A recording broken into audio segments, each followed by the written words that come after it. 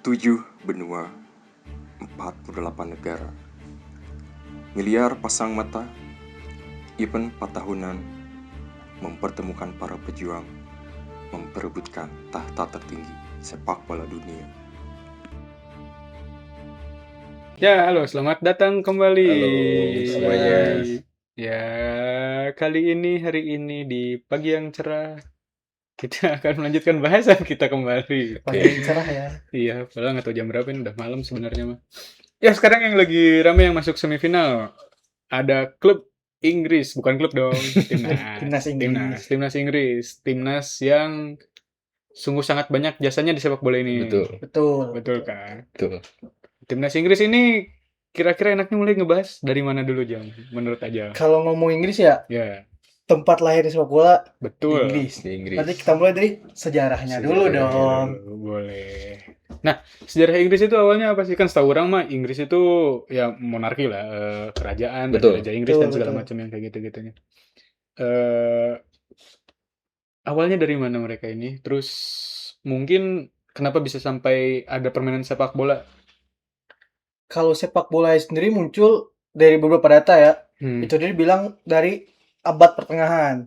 Oh, oke. Tapi mulai lebih berkembangnya sepak bola itu lebih proper lah gitu ya. Hmm. Itu tuh dimulai waktu tahun 19 abad 19 maksudnya, sorry. Hmm. Pada abad 19 itu tuh si universitas dan sekolah mulai kayak bikin peraturannya, kayak aturan mainnya gimana, sama lebih terstruktur lah gitu buat sepak bolanya. sepak bolanya. Hmm. Terus mulai berkembang lagi pada tahun 1863.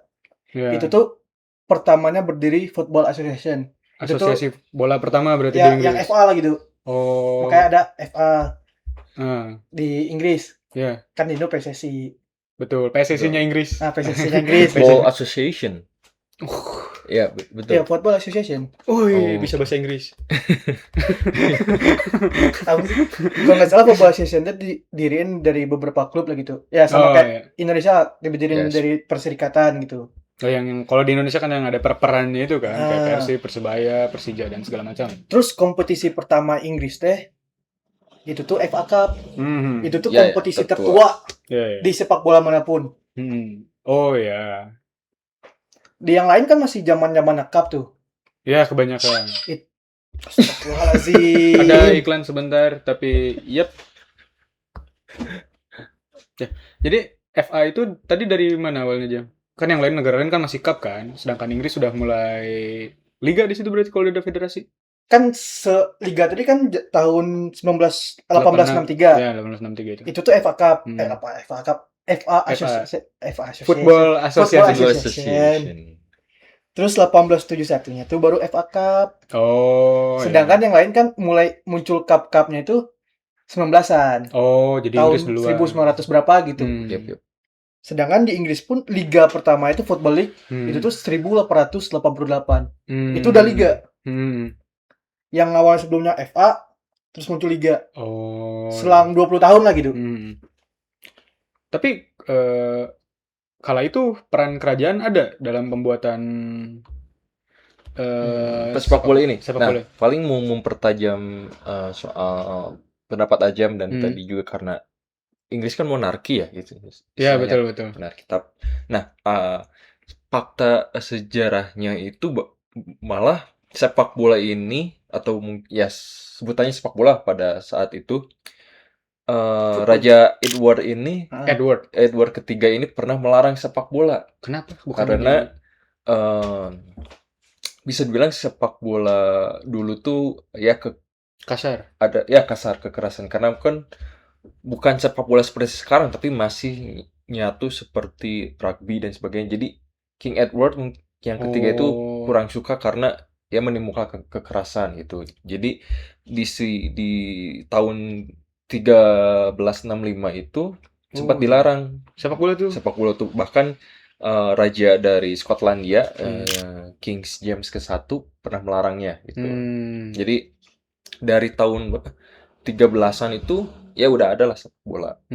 Namun itu tadi di 1815 perkembangan sepak bola ini muncul lagi di sekolah-sekolah di universitas. Makanya di 1815 ini terkenal lah gitu sepak Sepak bola bola lagi di Inggris Raya. di Inggris Raya, yaitu ya dimulai dari akademik ya, sama seperti basket kan dari akademik Ya, dari profesor. populernya gitu. Nah, baru 1863 sekolah-sekolah ini, universitas ini ya membangun Ya Football Association tadi. Football Association tadi, istilahnya di Fremantle Tavern tempatnya. Jadi ya Apa itu artinya Bang Messi? Fremantle Tavern tuh Tempat minum. ya tempat Gede minum, kan? Oh iya benar. Gede kan, tavern kan tempat- gede. Benar tempat minum? tempat meeting, bukan Oh. hotel juga, tapi ya tempat kumpul. Ya tempat sebenarnya meeting. gede lah kan. Gitu. Tavern. Tavern kan.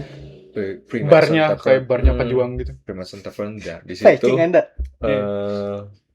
dibuatlah football modern.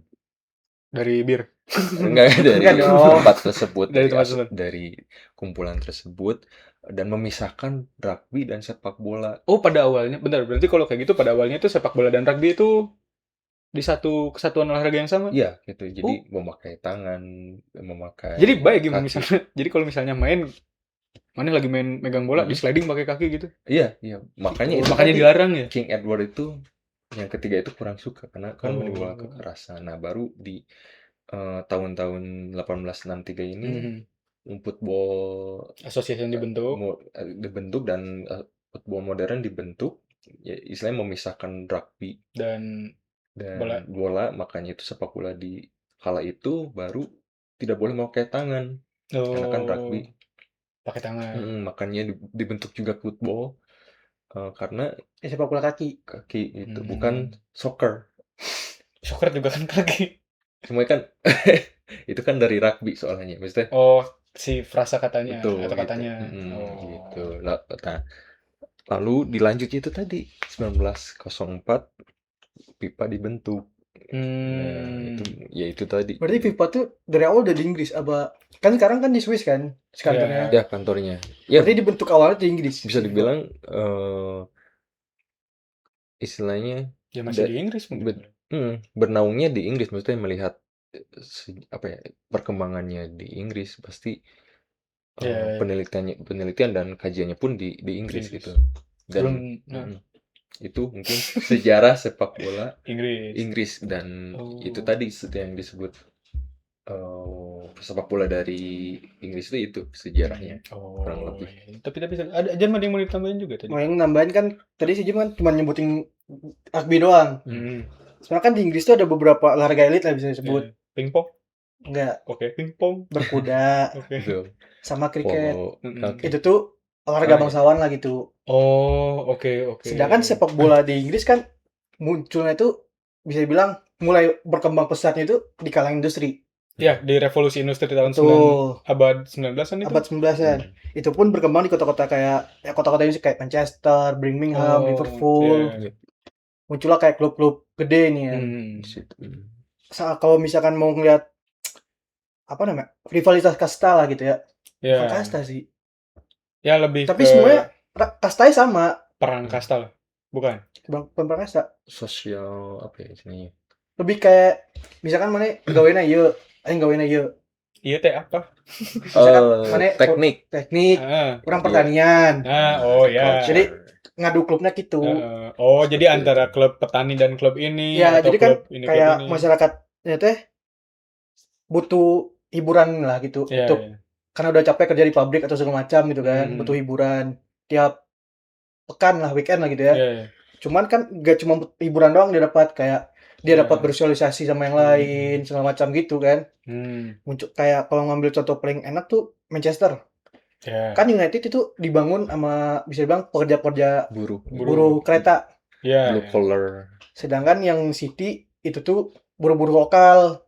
Jadi orang awam mikirnya City itu kasta sosial, City kasta sosial, United itu kasta kerja, City itu kasta yang bangsawannya gitu. Padahal kastanya sama, cuman beda kerjaan doang. Berarti selama beda. Berarti selama ini mereka gontok-gontokan cuma gara-gara rebutan kerjaan. Wah, enggak. Bukan itu juga sih. Iya, gitu. Kalau ibarat kata klub Inggris kayak Persib aja. Iya, rivalitas lah itu, ideologis biasanya. Ya, tradisi yang udah lama dibentuk. Udah daging. Karena nganggapnya klub sepak bola tuh bukan organisasi nih kan. udah kayak keluarga Identitas. gitu. Yang dimana dia ada, gua ada. Dia berkembang, gua berkembang sampai generasi yang berbeda gitu. Makanya melekat banget gitu. Jadi kalau misalkan di timnas kayak kenapa ada persaingan lebih gitu? Kenapa maksudnya persaingan klub lebih gede dari timnas? Ya karena tradisi tadi. Karena mereka lebih dekat dan mengenal si klub tersebut dibanding timnasnya dahulu. Lalu kan kalau misalnya kita lihat ya, Inggris ini sebagai negara pengimpor permainan sepak bola di seluruh dunia. Di seluruh dunia malah. Beberapa lah kayak maksudnya dari Argentina yang kemarin yang nanti gitu akan kita bahas. Ya, nanti juga Inggris melawan Argentina gitu. Iya. Terus ada Portugal dari Inggris kan? Portugal, Spanyol, Prancis.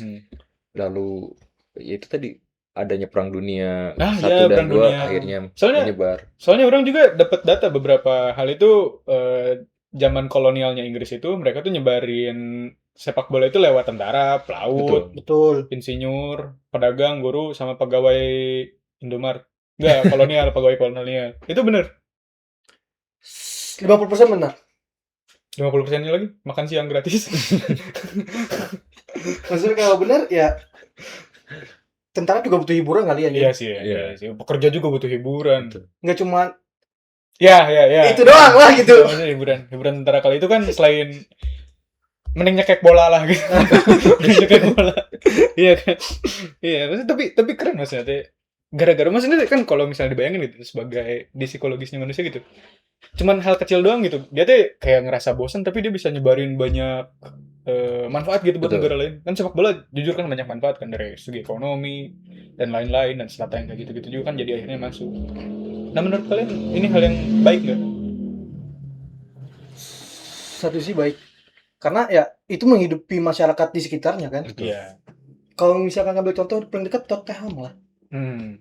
Kan Tottenham ada tuh buat masyarakat sekitar. Betul. Makanya kalau misalkan Tottenhamnya anggaplah bangkrut atau runtuh gitu. Masyarakat yang rugi. Masyarakat juga kena gitu imbasnya. Makanya dibilang sepak bola tuh nggak boleh bisnis atau ekonomi ya kasihan juga masyarakatnya. Iya betul. Gimana menurut kalian? Kalau melihat dari Agim karena mungkin di Inggrisnya itu sudah populer. Dan Inggris juga salah satu negara istilahnya yang menginfluence revolusi industri pertama. Penemuan mesin uap dan istilahnya kapitalisnya disitulah di Inggris. Pasti soal ekosistem sepak bolanya sudah terbentuk lah di Inggris. Betul. Akhirnya itu tersebar di Perang Dunia ke-1, ke-2 dan orang-orang yang terinfluence pasti melihat Inggris terlebih dahulu lah ya. Ekosistem ini ternyata di sana itu sudah menjadi identitas dan ya punya pride masing-masing. Akhirnya itu jadi alat mereka berjuang juga sepak bola itu. Akhirnya tersebar ke seluruh dunia dan akhirnya sampai sekarang bahkan selain menjadi pride tersendiri jadi ya bidang untuk kapitalisasi. Nah itu maksudnya. Nah itu maksudnya. Jadi secara ekosistem sudah terbentuk bagus kapitalitas. Untungnya di Inggris sudah terbentuk ekosistem itu. Akhirnya mereka di negara-negara yang lain tinggal menyerap yang ada dari Inggris sesuai dengan gayanya masing-masing karena kan Inggris punya gayanya tersendiri yaitu kick and rush dan negara lain berkembang dengan kultur mereka masing-masing. Tapi ngomongin soal penyerapan itu ya, Game. Menurut orang sepak bola Inggris, sepak bola terutama semua negara itu nyerap kultur Inggris. Ya karena emang dibawa dari Inggris kan. Enggak, soalnya dari bahasa. Kalau ngeliat kayak corner, ya karena emang ngambilnya dari budaya Inggris. Jadi maksud orang tuh sehebat itu gitu si sepak bola dari Inggris bisa nge-influence sampai ke bahasa. Betul. Kan kayak permainan lain kan biasanya ada serapan yang kayak gitu-gitu, bahkan catur pun ada catur Jawa. Kan Indo juga serapan juga, tendangan pojok. Itu mah biar enak disebut.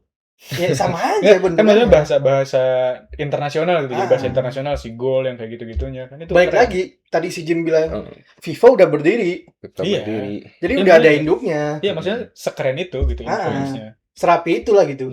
Ditambah juga ya karena Perang Dunia 1 dan 2 ya membuat bahasa Inggris salah satunya ya jadi wajib juga di beberapa negara yang itu menjadi kuat juga gitu. Akhirnya Inggris jadi bahasa Inggris ya. Ya bahasa Inggris dan lewat sepak bola lah tersebarnya. Gitu. Tapi orang mau nambahin juga dikit ya. Kan tadi bilang kota industri kan, yang dibawa bola itu dari sana kan. Kenapa gitu? Orang mikir kayak kalau misalkan mau negara apapun, tapi kayak keadaan ekonomi dan pekerjaannya sama, semua satu rasa nih kan. Iya. Jadi kalau misalkan hiburannya si yang datang ke dia, misalkan pabrikan galang kapal pelabuhan, orang Inggris di sana misalkan datang ke Skotlandia atau di mana gitu, sama-sama galang kapal, ngelihat orang Inggris hiburan main bola, ya ikut juga main ikut bola. juga. Pasti nanya lah kayak mana yang baru main kayak main kartu aja lah di Indo, main kartu remi, tiap tongkrongan punya peraturan sendiri. Sama ya kan orang dia nanya dulu kan, ini mainnya gimana. Makanya jadi perkembangan kayak bahasa-bahasa corner kick atau free kick segala macamnya sama gitu. Ya itu serapan dari itu yang akhirnya jadi habit ya, jadi ya habitus lah kayak Pierre Bourdieu pernah ngomong. Ya. Terus kan beberapa hal juga yang pernah ya selain itu kan Inggris juga ngambil beberapa pemain dari negara-negara kolonialnya juga. Nah, di Inggrisnya ini sendiri terpengaruh nggak sih dari, kan Inggris udah mempengaruhi kan. Biasanya kan ada pertukaran budaya, exchange gitu, pertukaran kayak misalnya dari Inggris kita ngasih sepak bola terus nanti udah dipelajarin sama orang Inggrisnya dapat apa nih mereka tuh? Sejauh yang kalau orang menilai bukan timbal balik dalam bentuk sepak bola, tapi hype-nya sepak bola.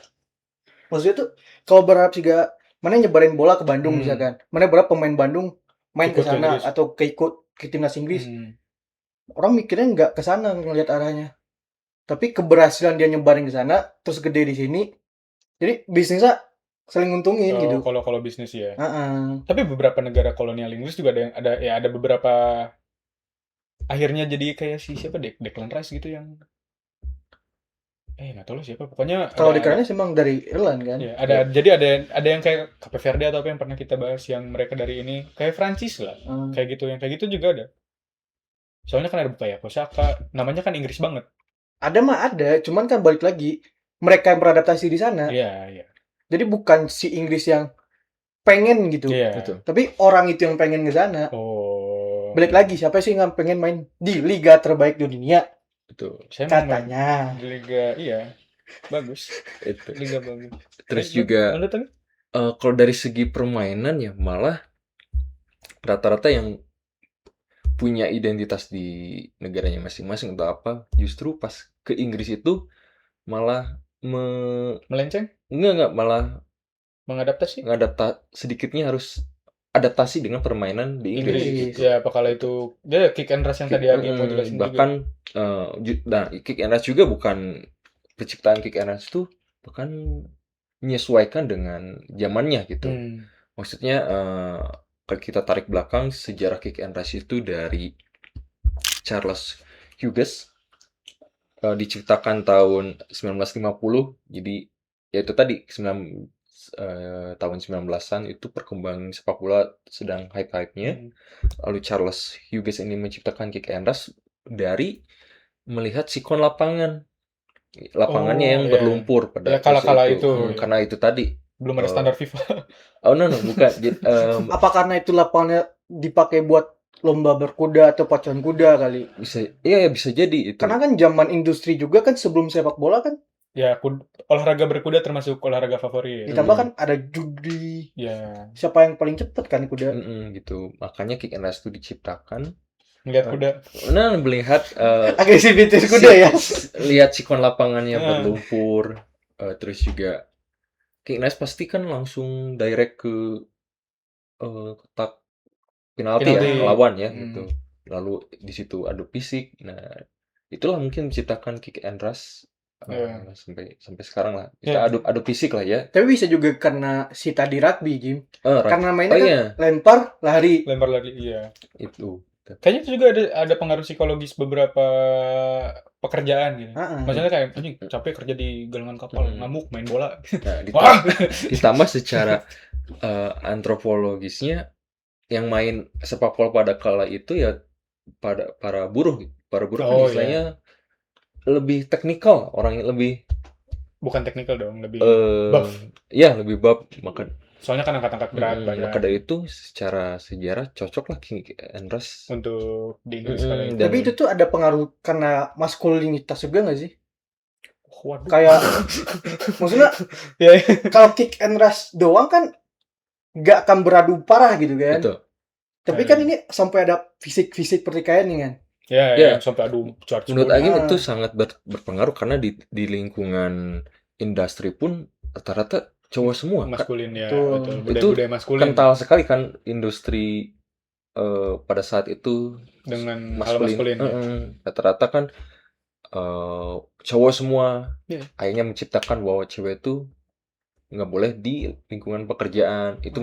Akhirnya Berarti secara logik bodohnya gitu, si jantan tuh anggapnya binatang.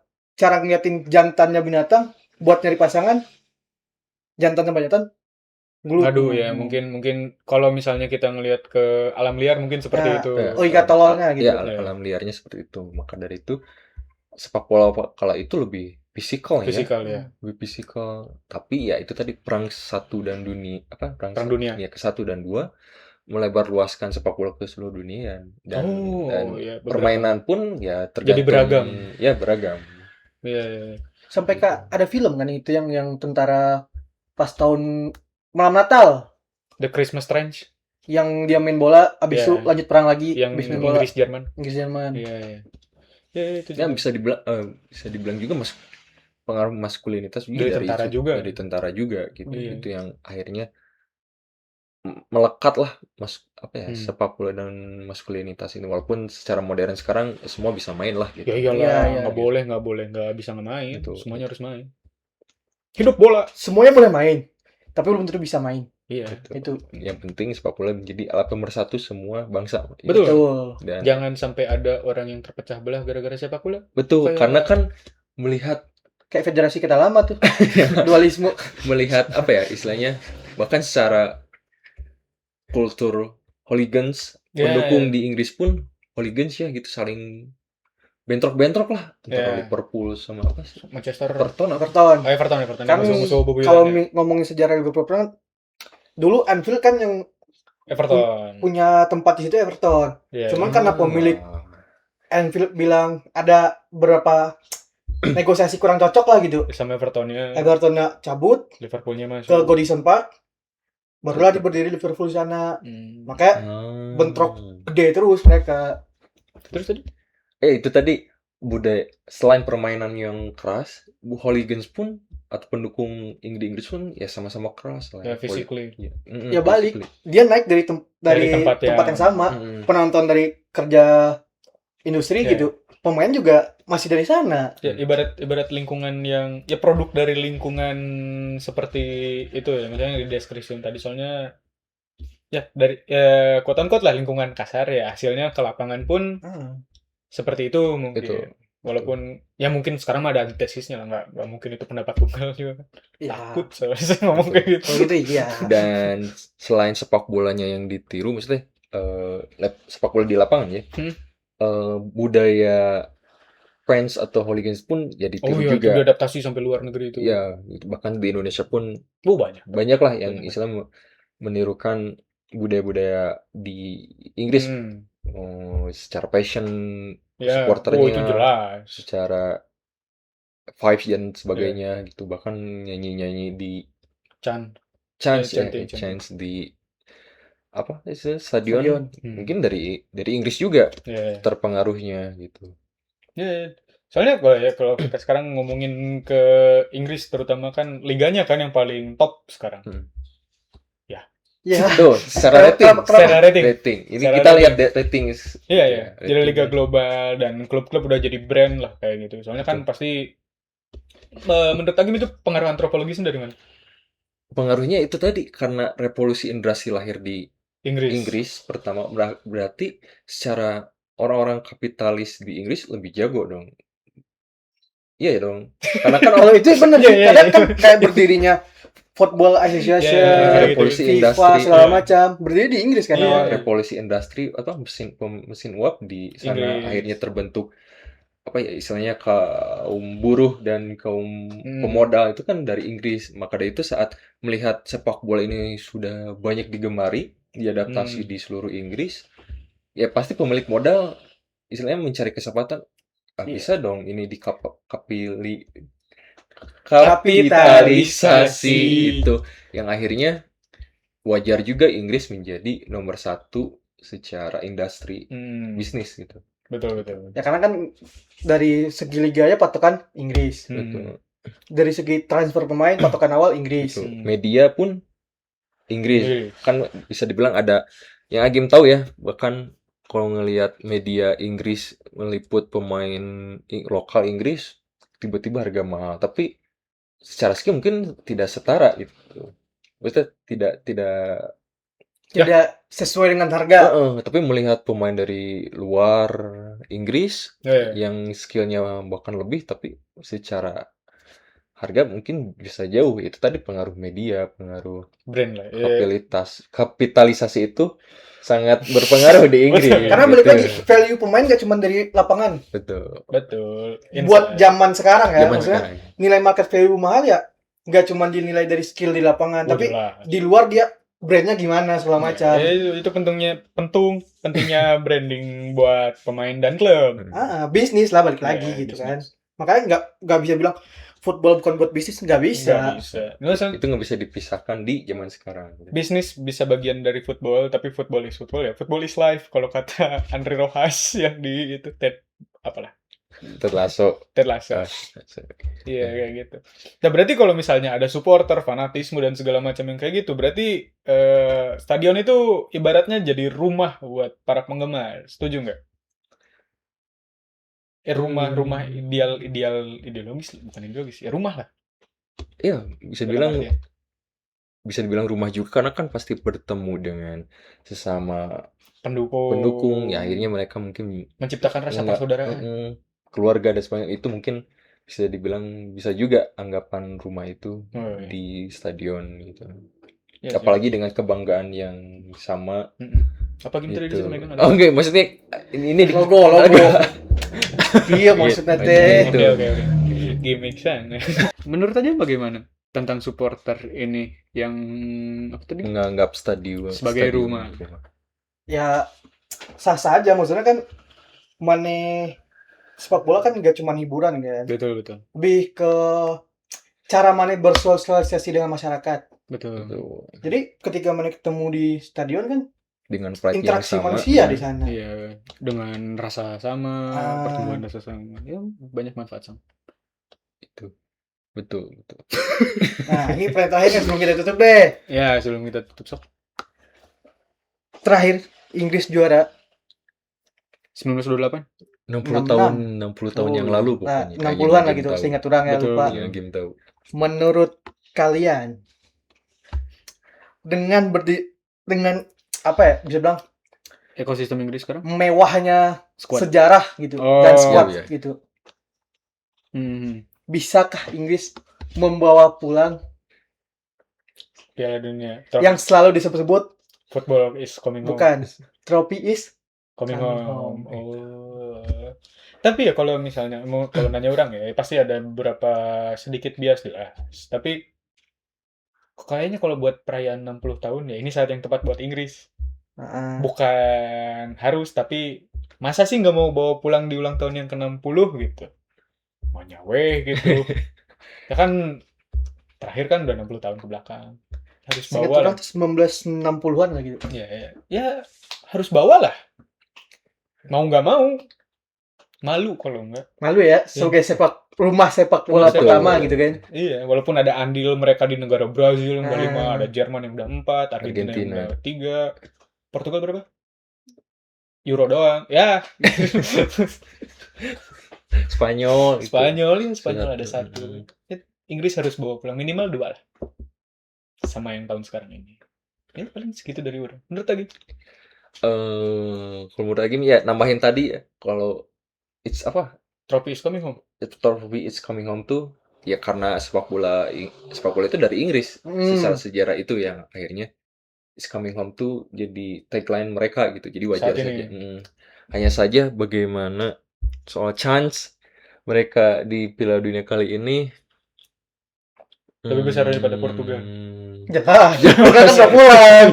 Pertanyaan macam apa ini? Bias mas, bias. Melihat permainannya make sense. Kalau Inggris misalnya juara juara karena melihat pemainnya bagus dan secara pelatihnya kejuaraan sudah juga. improve. Udah bukan Southgate lagi ya. Bukan. Masuk-masukin. Sudah improve. Logik bila Inggris Juara. Juara. dan apa ya, mimpinya bisa terwujud, yaitu football Is is coming coming home itu. Keren Kalau menurut sih. Ajam bagaimana? Chance buat Inggris ya. Juara Chance make sense. Iya. Gede. Dilihat dari pemain yang sekarang. Betul. Betul. Maksudnya mewah ya. Tapi ngalir. Nggak kayak pendahulunya. Zaman Beckham. Walaupun pendahulunya itu ngalir juga, cuman masih ada agak ego dikit lah gitu ya. Itu balik lagi soal pride dan joy. Sekarang kan udah mulai Nyatu. karena berkembangnya sepak bola kali ya. Jadi mulai buat pride kita ya udah tinggalin dulu. Ya. Ini buat pride nasional gitu. Jadi buat chance juara gede.